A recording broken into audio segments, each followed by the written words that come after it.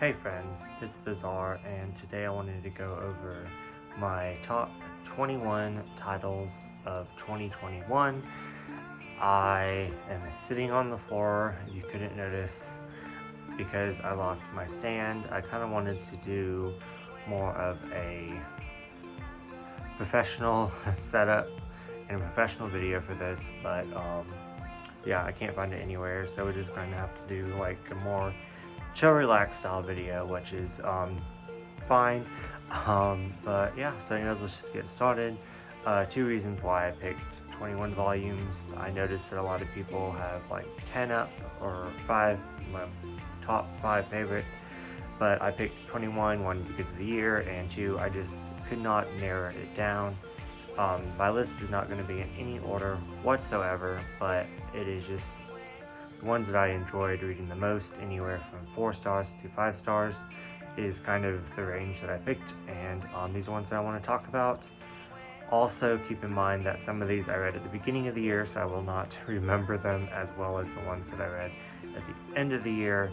So yeah, let's just get started.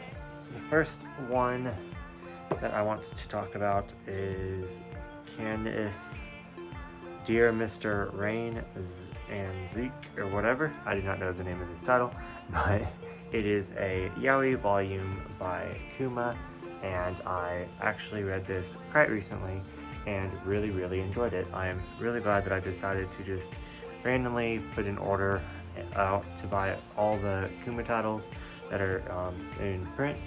This is a newer yaoi company. Just look at the quality of their, like, the paper is really thick, and yeah, I just highly recommend anything by them so far. I've loved. So yeah, I definitely recommend this particular story, as he is a hat maker. He's a really big hat maker, and he's just getting too busy because he has to make so many hats for Fashion Week that his employees are kind of boycotting, and said that he needs to hire more people. Because everyone that he does hire quits, just because he's so passionate about his work that he scares away all of his employees, and the ones that stick are like his family. And then he finds this homeless guy right here, kind of invites him back to his house and has him model his hats for him, and I bet you know where the story goes from there. So yeah, I really recommend this. Really enjoyed this read, as I'll probably say for all of them. Another Kuma title that I really enjoyed is You Are My Happiness. I read a couple stories by this mangaka and really fell in love with her, I'm assuming, art style, and really enjoy how she writes a whole bunch of stories about sleeping with the supernatural. This one in particular is, he is a demon, and he wants to help him out because he is a dude that cannot say no and is kind of like a pushover. And just their interaction and the short story in the back was wonderful as well. So I highly recommend You Are My Happiness. Next up is The Masterful Cat is Depressed Again Today. This one blew me away. I was not expecting to enjoy this one as much as I did. The only reason why I picked it up was for this manga club that I'm in called Treat Your Shelf. I will link the information down below. It is still going on, and it's a lot of fun, and you discover a lot of titles that you did not think that you would ever pick up. Yes, I thought this was going to be good. I thought it was going to be cute. I'm just not a cat person, I'm a dog person, if you didn't know. But oh my god, I just love this story, and I'm just so hooked, and I'm excited to continue. And yeah, I really recommend this. It is like a office romance, not romance quite yet, but office relationship style, and yeah, really good. Next, I've been putting off reading this for a while. My Lesbian Experience with Loneliness.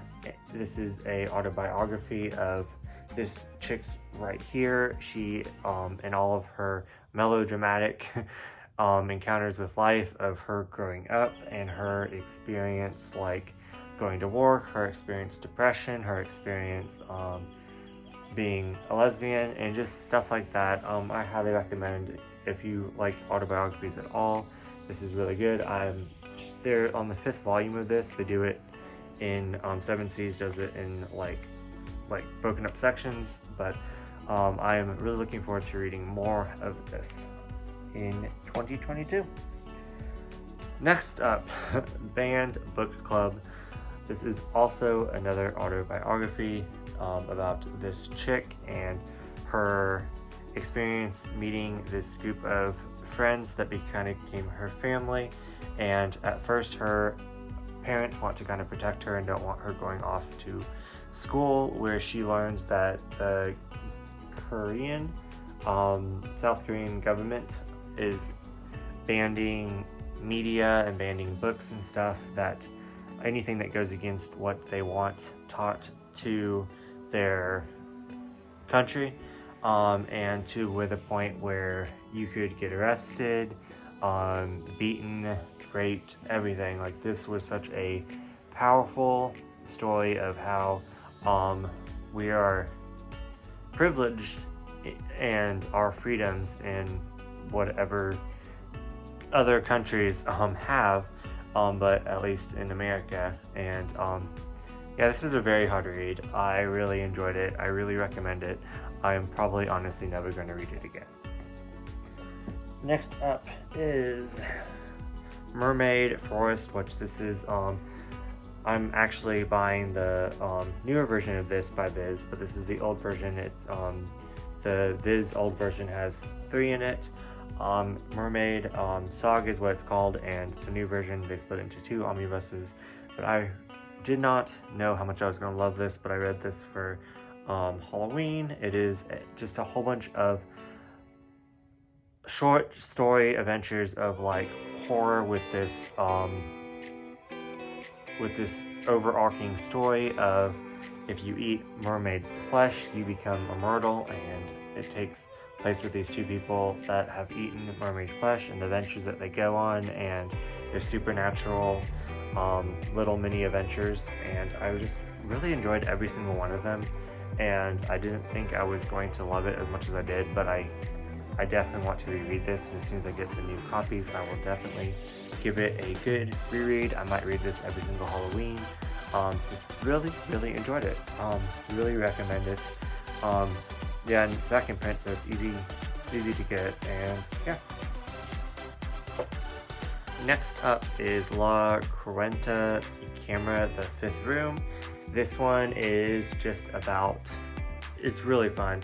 It's just about these roommates right here that they rent out their 5th room to travelers and foreign exchange students, and just getting to know different cultures and their different lives, and then the people interacting get to know how they live, and they all have different personalities, and it's just a lot of fun, and I really enjoyed this read, and I'm really enjoying this manga. I'm looking forward to reading more by her in the future, Natsumo Ono.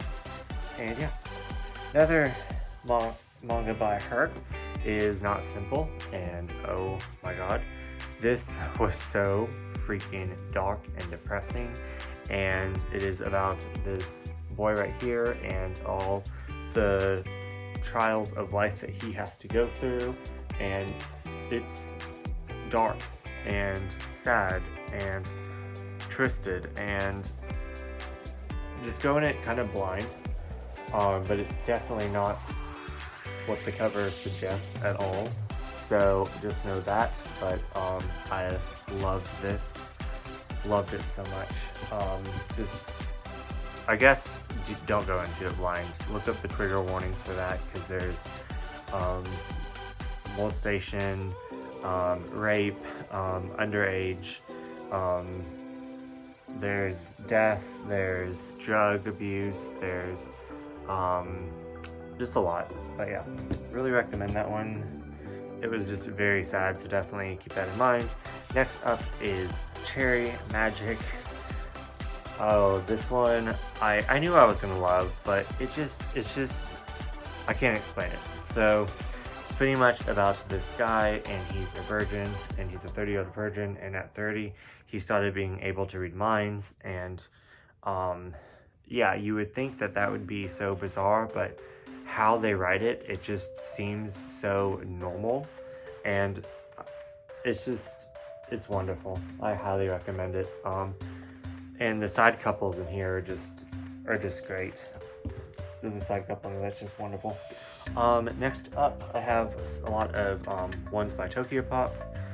The God and the Flightless Messenger. This was just a very slow, whimsical, slow pace, moving about gods on this hill, and each god rules like a different section, and I just really enjoyed it.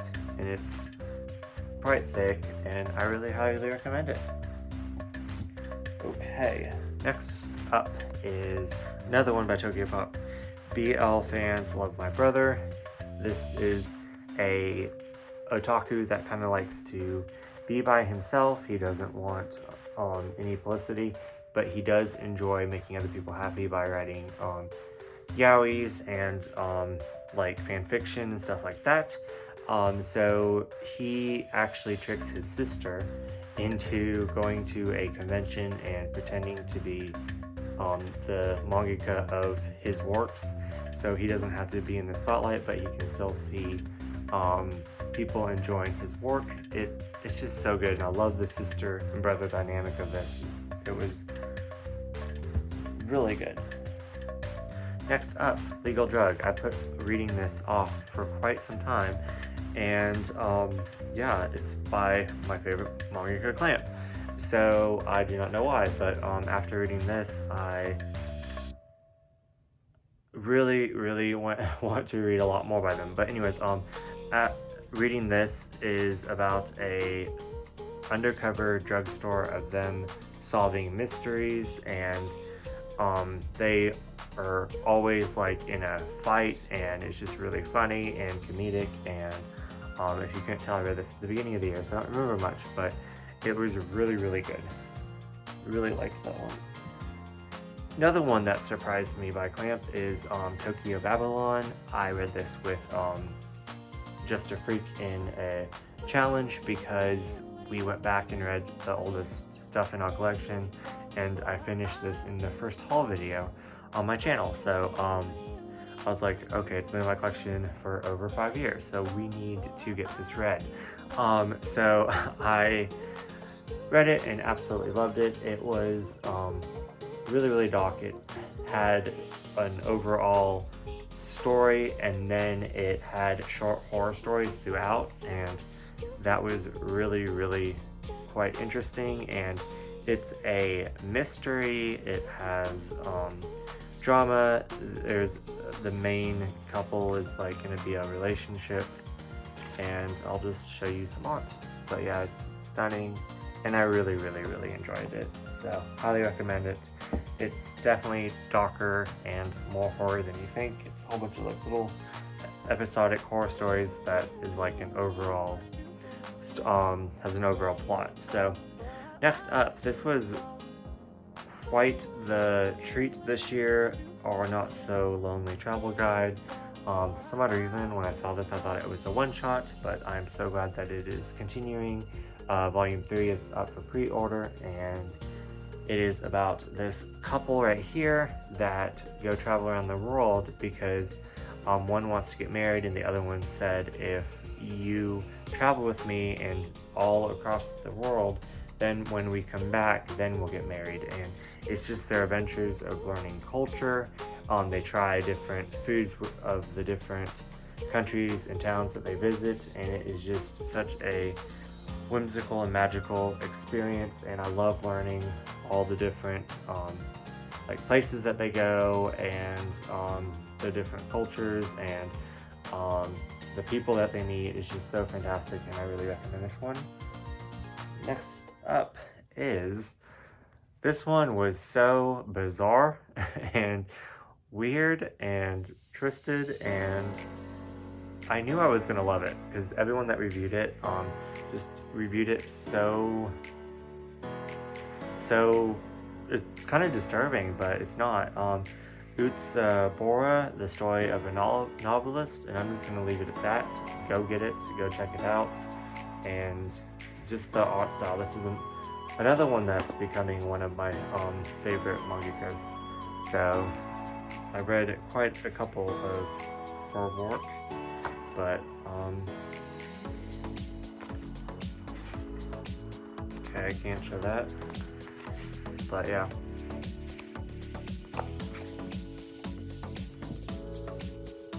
This one is probably my favorite read of the whole entire year, and I can't really describe to you why. It is about love of kill. It is about these two assassins that were kind of enemies to lovers, but they haven't started the relationship yet.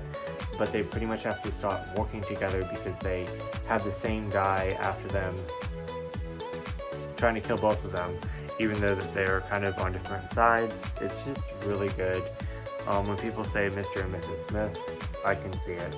It's just so good. I read the first volume for that Manga Club, and then I went out and I bought volumes 2 and 4 and read them all in one sitting, and no regrets. And then volume 5 came out. Counted change because I was broke. Counted change to go get volume 5, and left all the other volumes behind because I couldn't, afford them. But I just could not wait for volume 5. So that's how good this is. I really, really like it, and I'm really excited to continue it. Next up, Skip and Loafer. This is just a school slice of life. It is beautiful. I wasn't expecting to like it. I wasn't even going to get it. Another one that I wasn't going to pick up, but because of the Manga Club, and I really, really enjoyed it. And yeah, recommend this. And the weird thing, side note, I thought that this was a action. I didn't know that this was a josei, so that's weird. Demographic. And then this is a seinen or shonen. I'm not sure, but this is not a josei, like a shoujo, like I thought it was. That's interesting. Moving right along, a very graphic BL yaoi story, Birds of Sangria Loop, and the art in here is incredible. It is about this guy that goes to escape his past, and he's straight, and he goes and works at this brothel as what you call a fluffer, or pretty much he turns on the I guess the people that go perform for the clients, people that go sleep with the clients.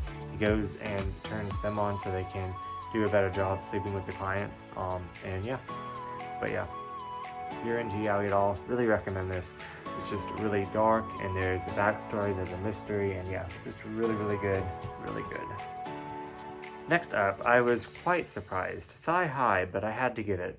This one is just so relatable in the sense that the main character tries to fit in, and he's kind of like an outsider. So he tries to fit in by looking at other people and how they interact, and it doesn't always work out for him. Relatable, because that was me through high school. I tried to interact with other people by watching other people, and it did not work out for me. So surprisingly, this was relatable. But it's pretty much about this all-boys school, and they wear all of them wear girls' clothes. So it's quite interesting. It's different. It's definitely different, and I recommend it. It was a blast and super funny. So, ID Invaded. I read this one also for the book club, and I really enjoyed it.